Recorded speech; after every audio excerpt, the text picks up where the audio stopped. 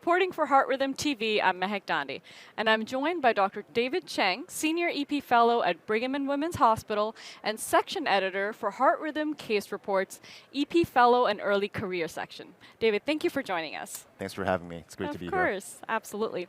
So tell us about the EP Fellow and Early Career Section at Heart Rhythm Case Report. What was the vision behind it, and why is it important to hear these voices? Sure, that's a really good question. So when Dr. Bunch and I met up to discuss about this section, we talked about the importance of discussing and sharing with others some of the challenges and struggles that the fellows and early career EPs go through. And we thought it'd be a great section to really allow the platform to open up to the public, to the rest of our audience. Absolutely. It's a steep learning curve and probably the time when you can use the most advice and shared experiences. Exactly. So what are some of the most impactful ideas and opinions that you've come across over the last year? We've certainly covered a lot of topics. I think one topic that really comes to my mind is the topic of women in EP. You and I have talked about this before as well. While I'm not a female electrophysiologist, I do understand the importance of having more female in our field. I've been shaped to be who I am today by many cardiologists and electrophysiologists who are female.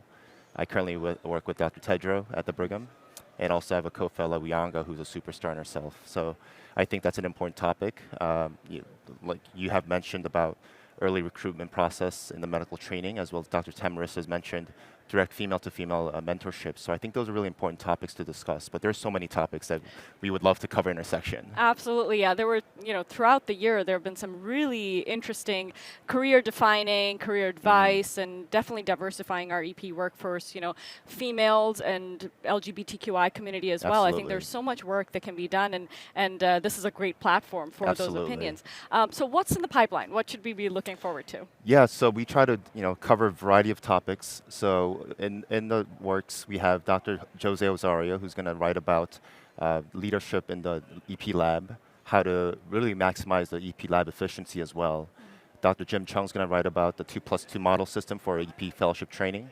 And also Dr. Dan Morin is going to talk about the CMS cuts, how that's going to affect us, the young EPs, and also in terms of the recruitment for the internal medicine residents and the general cardiology fellows. Brilliant. So very high yield, very useful topics coming up. We're very excited for it. Thank you, David, for joining us. Thank you. With that, we'll wrap it up. For more content from HRS 2023, stay tuned.